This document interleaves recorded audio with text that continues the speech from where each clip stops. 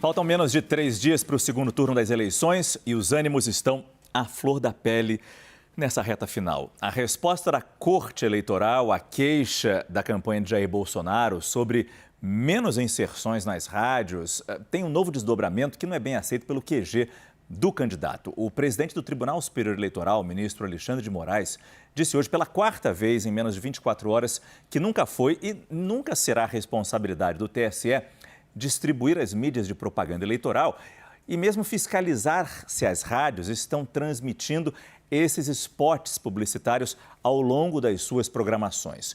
A declaração de Alexandre de Moraes vem um dia depois que o presidente Bolsonaro se posicionou e afirmou que vai recorrer da decisão do ministro de não investigar as emissoras de rádio apontadas pela campanha de Bolsonaro como um suposto boicote em relação às inserções de propaganda eleitoral. O repórter Nolan Robertos, ele está lá em Brasília ao vivo e atualiza para a gente as últimas informações desse caso. Nolan, boa noite. Boa noite, Márcio. Boa noite a todos que acompanham o Arena Prime Time. Márcio, essa declaração do presidente do Tribunal Superior Eleitoral foi dada, desta vez, em plenário, durante uma sessão no TSE. Como você lembrou, é a 4ª vez que o TSE se posiciona a respeito desse assunto. Institucionalmente já havia se posicionado ontem por meio de nota. O ministro Ricardo Lewandowski, que é o vice-presidente do TSE, também já tinha se posicionado. E hoje foi a vez de Alexandre de Moraes, dizendo que o Tribunal Superior Eleitoral não é responsável pela fiscalização das inserções partidárias nas rádios, que isso cabe aos partidos, de acordo com o ministro Alexandre de Moraes. Moraes relembrou ainda, ele foi além, dizendo o seguinte, que se os partidos não fiscalizaram, os partidos correram risco de ter menos inserções, foi isso que disse o ministro. O ministro que ontem, você também lembrou, Márcio, julgou como inepta a representação da campanha de Bolsonaro a respeito da auditoria contratada pelo partido, pelo PL, que apontou que 8 rádios da região Nordeste inseriram 730 menos inserções em relação à campanha do candidato do PT, Luiz Inácio Lula da Silva. Moraes julgou inepta e, além disso, pediu que a Procuradoria-Geral Eleitoral investigasse a campanha de Bolsonaro por possível crime eleitoral. Moraes entende que pode ter havido o intuito da campanha tumultuar esse segundo turno das eleições de 2022. E foi além também, Márcio, determinou que a Controladoria Geral Eleitoral apurasse se houve um desvio de intenção do fundo partidário, se o fundo partidário foi usado de maneira errada. Ontem, Bolsonaro disse que iria recorrer dessa decisão, que a campanha iria recorrer, e a gente vai acompanhar agora, então, um trecho do que disse o ministro Alexandre de Moraes, dizendo o que é função de cada um, e ele disse também que partidos e candidatos de boa-fé sabem que não é função do TSE distribuir mídias. A gente vai acompanhar agora. Eu quero fazer um esclarecimento que me parece importante em virtude das notícias, das falsas notícias e das fake news e desinformações constantes no dia de ontem. Como todos sabemos, não é, nunca foi e continuará não sendo responsabilidade do Tribunal Superior Eleitoral distribuir mídias de televisão e rádio e fiscalizar rádio por rádio no país todo se as rádios estão ou não transmitindo as inserções dos candidatos. Isso todos os partidos de boa-fé sabem, todos os candidatos de boa-fé sabem. É importante a gente ouvir a fala do candidato à reeleição, Jair Bolsonaro, ontem, durante uma entrevista coletiva lá em Brasília, quando ele disse que iria entrar com recurso contra essa decisão do TSE. É de ontem, mas é importante a gente recuperar esse trecho da entrevista. Vamos ouvir então o presidente. Com toda certeza, o nosso jurídico deve entrar com recurso, já que foi para o Supremo Tribunal Federal. Ou seja, da nossa parte, nós iremos às últimas consequências, dentro das 4 linhas da Constituição, para fazer valer aquilo que as nossas auditorias constataram. Realmente um enorme desequilíbrio tocante às inserções. Isso, obviamente, interfere na quantidade de votos no final da linha.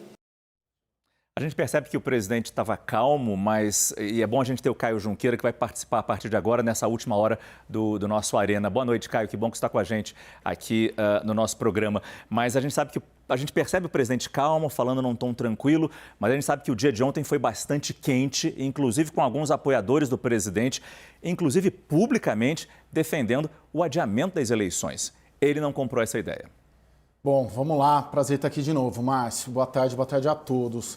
Márcio, foi um dia extremamente tenso ali na campanha à reeleição. Tanto que o presidente Jair Bolsonaro estava em Belo Horizonte, Minas Gerais, quando veio a decisão do Alexandre de Moraes, arquivando e determinando a remessa dessa questão das inserções para o inquérito das milícias digitais, pedindo para o Ministério Público apurar, pedindo para a Corregedoria Eleitoral apurar, o presidente desviou a rota. O presidente iria direto de Minas Gerais para o Rio de Janeiro, mas pediu que fosse ao Distrito Federal, a Brasília, para uma reunião que também é muito importante, outro dado muito importante, Márcio, uma reunião de governo, muito mais do que uma reunião de campanha, né? Por exemplo, o presidente do PL, um dos coordenadores da campanha, Valdemar da Costa Neto, não foi, não estava presente ali no Palácio do Alvorada. Quem estava do lado ali do presidente era o ministro da Justiça, Anderson Torres. E mais do que isso, convocou também os militares da ativa, né? Os 3 comandantes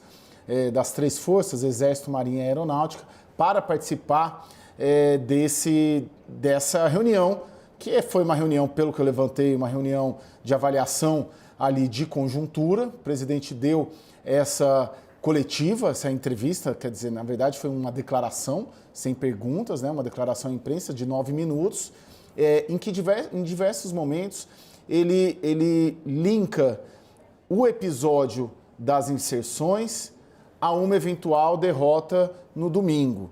Ou seja, ele cria ali, aparentemente já, um arcabouço político e talvez até jurídico, porque ele anunciou um recurso dessa decisão do Alexandre de Moraes para uma eventual derrota neste domingo. E hoje ele já voltou para a campanha em si. Mas eu queria pontuar esse dado, uma reunião de governo, mais do que uma reunião de campanha.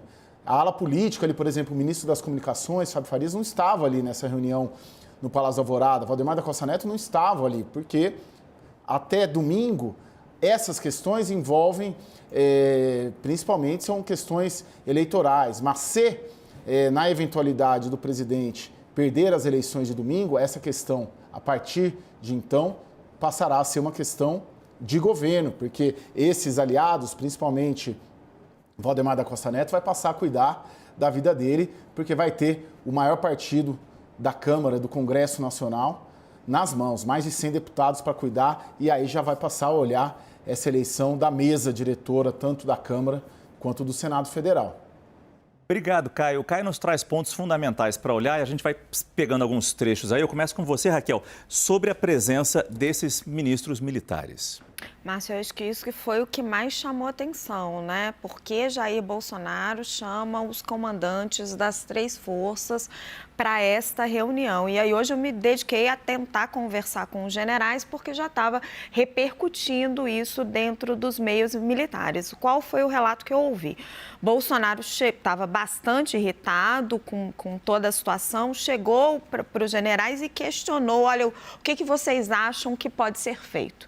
E o que ele ouviu dos generais foi o seguinte, olha, essa é uma questão da justiça eleitoral.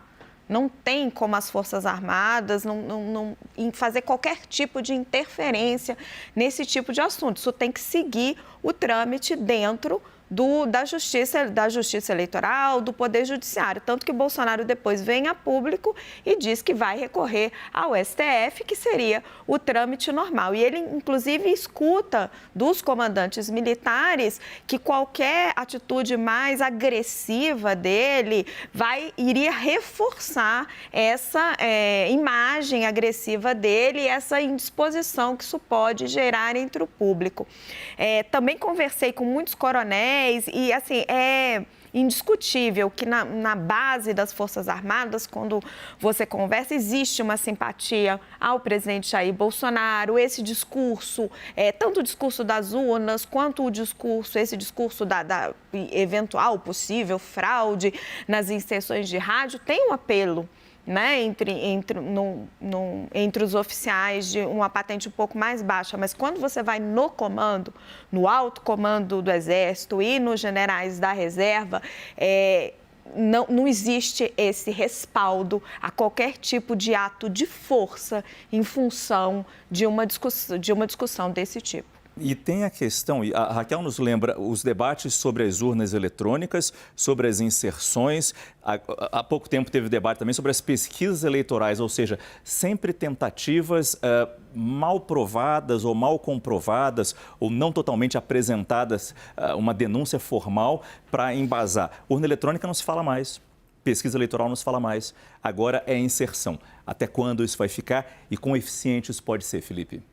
Ele tenta reforçar o discurso antissistema dele, mas em muitos casos falta substância para legitimar esse discurso, embora esse discurso pegue com muita gente, principalmente com o eleitorado que ele já tem.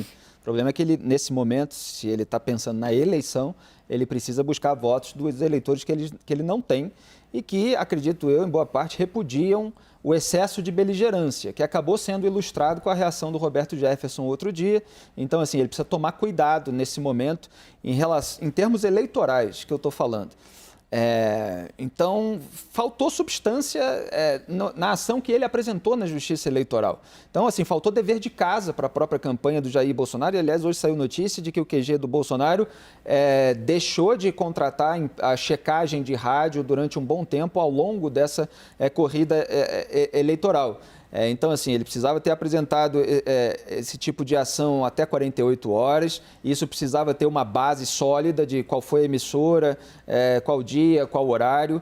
Ele precisava ter acionado primeiro as emissoras, porque essa relação é direta com as emissoras. Aliás, hoje eu conversei com um diretor de emissora de rádio, que não está nessa amostra de 8 rádios das 5.000 que entrou no documento apresentado pela campanha do Bolsonaro ao TSE, mas que tem, por hábito, receber o material de campanha das campanhas, dos próprios partidos, das próprias coligações, né, para ser mais preciso. Então, recebe o áudio por e-mail, porque isso é spot de rádio, né? Então, você vê um conteúdo ali, como se fosse um arquivo de podcast, né? O sujeito recebe por e-mail e ele repassa para os operadores da rádio para veicular no intervalo.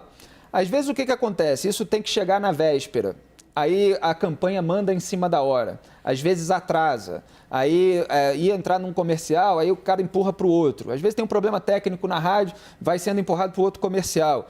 O programa de rádio, muitas vezes, ele se demora numa discussão, alguma coisa, uma entrevista, o intervalo que estava programado para ser exibido fica menor, aí entra outro tipo de propaganda, isso é empurrado para o próximo intervalo. Então você tem diversas falhas, nuances aí nesse processo, que podem gerar algum tipo de ruído. E quando você faz um relatório também baseado em streaming, aí a acuidade vai para o espaço. Então, assim, foi uma falha de dever de casa, mas para dar um discurso, e agora ele entra com recurso, vamos ver se no recurso ele vai apresentar dados mais sólidos que corroborem essa visão. Porque não é que não possa estar acontecendo, não é que não possa haver falta de veiculação, quer dizer, que não haja veiculação. Isso é possível de acontecer, porque esses procedimentos são assim pessoais, é e-mail que manda, passa para o operador, eventualmente tem falha técnica. Agora, para haver uma grande conspiração contra a veiculação da inserção dele, aí já é um caminho distante. Precisa haver toda uma documentação que prove isso. O Felipe nos traz o que pode ter nesse recurso da campanha de Jair Bolsonaro, e eu trago uma informação que a Daniela Lima, âncora do CNN 360, trouxe hoje dentro do jornal, que além de uma segunda petição, além desse recurso ao TSE, a campanha de Jair Bolsonaro vai trazer também dados de rádios de Minas Gerais, que comprovariam à Justiça, ao Ministério Público e também à cúpula da Polícia Federal. Esses dados vão ser apresentados a esses 3 órgãos. Informações sobre que também em Minas Gerais, Fernão, teria acontecido esse problema. Ou seja, a campanha vai insistir nessa questão, pelo menos nos próximos dias, dessas inserções a menos em algumas rádios do Brasil. Eu acho que, obviamente, que ele tem que insistir. Eu acho que essa conversa é outra que está cheia de linha cruzada, né? Primeiro que ninguém, embora o Alexandre de Moraes acha que seja atribuição dele fiscalizar grupo de WhatsApp de empresário e coisas assim, e baixar punições draconianas porque um empresário falou qualquer frase, né, como já aconteceu, ninguém acusou ou afirmou que fosse obrigação do TSE ou não fiscalizar essas ações. O que houve foi que eles receberam uma denúncia como campanha, pegaram as empresas que fazem essas medições, constataram que havia o desvio e foram ao tribunal dizendo, olha, há um desvio. Né? E o tribunal responde como? Se você não me trouxer prova em 24 horas do desvio, eu vou desclassificar a sua campanha. Só para ser justo, na verdade a resposta foi diferente. Na verdade a resposta foi, vocês, partido, é que tem que fiscalizar isso. Não, tudo bem, mas não nesses termos assim, bonzinho, né? Se você não me entregar provas em 24 horas, eu vou impugnar a sua campanha. Foi isso que foi dito. Né? Então, eles saíram atrás de destrinchar, porque evidentemente que eles já tinham uma primeira medição, contrataram uma segunda e agora uma terceira, né? Que resulta no quê? Numa maçaroca de 5.000 páginas, cada uma dessas aferições, porque são 5.000 rádios, né? Programação de 24 horas de cada rádio e tal. Então, não é função de alguém como o coitado do Felipe, ficar dando essas explicações se tem rádio com FM ou sem FM, ou online ou não online. Né? Isso é obrigação do tribunal, né? Depois que, ao receber uma denúncia dessa, verificar e depois, no seu diagnóstico, depois de examinar 5.000 páginas e tal, dizer, olha, parte é verdade porque são rádios que têm essa obrigação, parte não é porque não tem essa obrigação, não sei, tá certo? Isso não é conclusivo o Felipe dizer isso. E, no meio do caminho, o que acontece? Um cara do próprio tribunal manda um e-mail para a mulher, que é a chefe de gabinete, ou enfim, a figura mais próxima do Alexandre de Moraes, quando ele está com o chapéu do TSE, né? Em 30 minutos demite esse cara, bota a polícia do tribunal para arrastar ele para fora do tribunal, toma o crachá dele, numa condição que o cara ficou apavorado, né? Foi para casa, consultou os amigos dele, o advogado, e dali saiu para a Polícia Federal para pedir proteção. Todo aquele assunto que a gente trouxe ontem. E registrar um depoimento do que aconteceu com ele. Quer dizer, então, ninguém estava cobrando do Alexandre de Moraes a explicação que ele deu hoje.